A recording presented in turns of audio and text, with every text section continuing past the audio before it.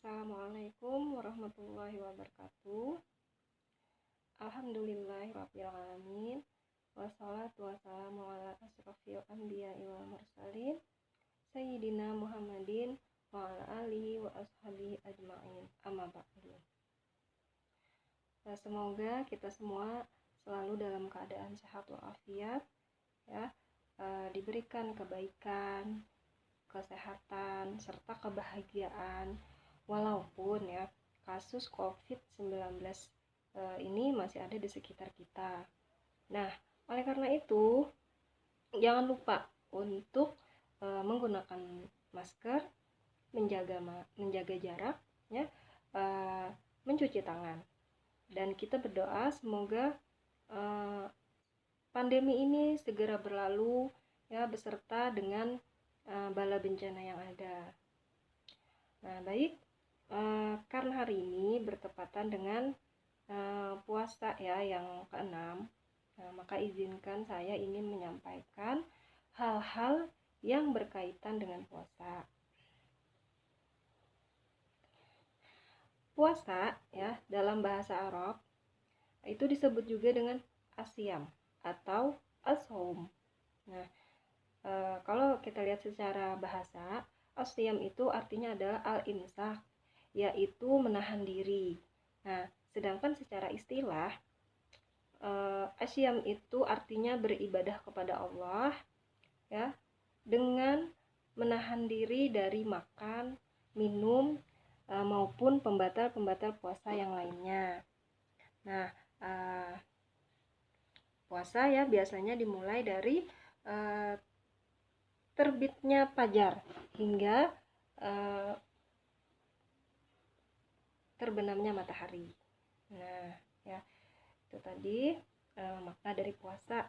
Nah, adapun kalau hukum puasa Ramadan itu ya, hukum puasa Ramadan itu wajib. Nah, berdasarkan dari firman Allah Subhanahu wa taala, yakni yang berbunyi Bismillahirrahmanirrahim. Ya ayyuhallazina amanu kutiba alaikumus shiyam kama kutiba alal ladzina min qablikum la'allakum tattaqun. Nah, wahai orang-orang yang beriman, diwajibkan atas kamu berpuasa sebagaimana diwajibkan atas orang-orang sebelum kamu agar kalian bertakwa. Nah, itu adalah Al-Quran surah Al-Baqarah ayat 183. Dan juga ya, karena puasa Ramadan adalah salah satu dari rukun Islam yang kelima. Nah, itulah diwajibkannya kita berpuasa di bulan suci Ramadan. Nah, tadi hukum puasa Ramadan ya. Nah, kemudian ada keutamaan-keutamaan dari berpuasa, ya, khususnya di puasa di bulan suci Ramadan ini, ya. Nah, puasa adalah ibadah ya.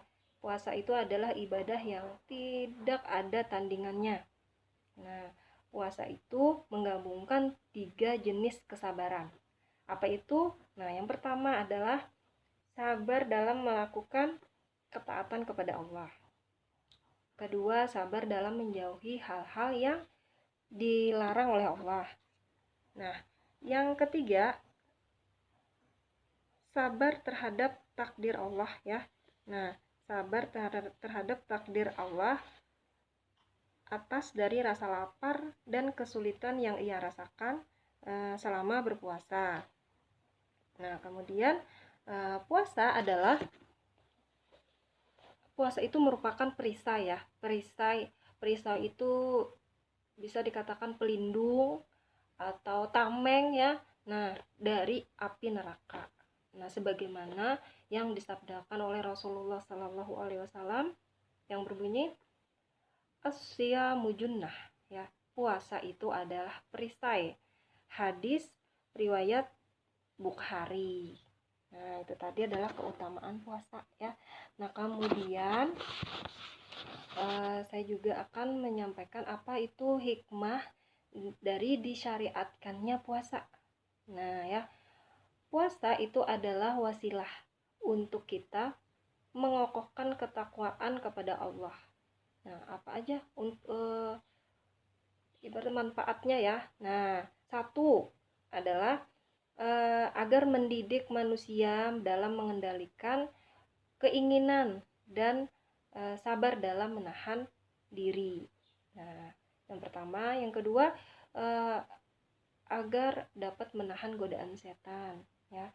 Yang ketiga, eh, agar dapat menimbulkan rasa iba dan rasa sayang kita terhadap kaum miskin. Nah, dan ya, yang juga tidak kalah pentingnya nih, bahwa puasa itu juga dapat membersihkan badan kita dari elemen-elemen yang tidak baik, dan juga bisa membuat badan kita menjadi sehat. Nah, itu tadi hikmah dari disyariatkannya puasa. Nah, terus di akhir ini saya juga akan mau menyampaikan ya, ada beberapa kesalahpahaman ya. Jadi ada beberapa kesalahpahaman dalam ibadah puasa. Nah, diantaranya nih ya, yang pertama, eh, niat puasa. Nah, niat puasa itu tidak perlu dilafalkan. Karena apa? Karena niat adalah amalan hati. Nabi Shallallahu Alaihi Wasallam juga tidak pernah mengajarkan lafal niat puasa. Ya, nah dengan menetapkan itikad di dalam hati bahwa esok hari ya akan berpuasa. Nah, ini sudah menjadi niat yang sah. Nah, seperti itu ya. Terus yang kedua, uh, mungkin ya ada gitu ya. Nah, ini berpuasa namun tidak melaksanakan sholat fardu. Nah, ini merupakan adalah kesalahan fatal. Nah, di antara juga ya perilaku sebagian orang yang makan sahur untuk berpuasa namun tidak sholat subuh. Nah, sebagian ulama berpendapat orang yang meninggalkan sholat tidak sampai dikatakan kafir. Nah, orang yang meninggalkan sholat itu tidak sampai dikatakan kafir. Itu ada sebagian ulama yang berpendapat ya. Nah, namun hal itu termasuk juga ke dalam dosa besar. Nah, yang juga bisa membatalkan pahala puasa kita ya. Nah, itu tadi. Terus yang berikutnya ada nih ya, ada hadis bunyinya begini. Tidurnya orang-orang yang berpuasa adalah ibadah. Nah, ini adalah hadis yang lemah ya. Ini adalah hadis yang lemah. Tidur adalah perkara mubah atau boleh ya, dan bukan ritual ibadah. Maka sebagaimana hal ini ya perkara mubah, maka sebagaimana perkara mubah yang lain ya, tidur dapat bernilai ibadah jika diniatkan sebagai sarana prasarana ya, atau sarana penunjang, maksudnya sarana penunjang ibadah itu sendiri. Nah, ini misalnya ya, seseorang tidur karena khawatir dia itu akan tergoda untuk berbuka sebelum waktunya. Nah, atau ya, tidur untuk mengistirahatkan tubuh agar kuat dalam beribadah. Nah, maksudnya biar kuat lagi dalam melakukan ibadah malamnya itu kan sholat tarawih. Nah, jadi diniatkan tidurnya itu karena untuk beribadah nanti malamnya ya. Jadi siangnya dibawa tidur. Nah, itu tidak apa-apa. Nah, namun sebaliknya ya, tidak setiap tidur orang yang berpuasa itu bernilai ibadah. Nah, kenapa seperti itu? Ini sebagai contoh ya, tidur misalnya karena malas atau tidur karena kekenyangan setelah sahur. Nah, keduanya itu tentu tidak bernilai ibadah ya, tentu tidak bernilai ibadah. Bahkan bisa dinilai sebagai tidur yang tercela. Nah, maka hendaknya seseorang menjadikan bulan Ramadan ini ya sebagai kesempatan baik untuk memperbanyak amal-amal kebaikan, memperbanyak kegiatan beribadah ya. Nah, bukan malah untuk bermalas-malasan. Nah, itu tadi ya kesalahpahaman yang mungkin pernah kita dengar kayak gitu ya. Nah, terus yang terakhir nih ya, ada pernyataan seperti ini. Berbukalah dengan yang manis. Nah, pernyataan hal itu ya yang tersebar di tengah masyarakat dengan bunyi demikian, itu bukanlah hadis Nabi Muhammad SAW. Tidak dapat ya, tidak tepat mendahulukan berbuka dengan makanan manis ketika tidak ada kurma. Nah, lebih salah lagi jika mendahulukan makanan manis padahal ada kurma. Nah, yang sesuai sunnah Nabi adalah mendahulukan berbuka dengan kurma. Jika tidak ada kurma, maka dengan air minum.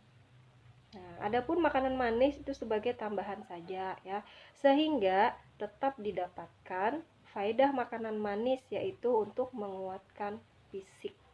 Nah, itu ya yang mungkin bisa saya sampaikan ya. Wallahu ta'ala a'lam bishawab ya. Jika ada kesalahan kata-kata maupun sikap, saya memohon maaf lahir dan batin ya. Semoga apa yang disampaikan bisa bermanfaat. Saya akhiri dengan mengucapkan wabillahi taufiq wal hidayah. Wassalamualaikum warahmatullahi wabarakatuh.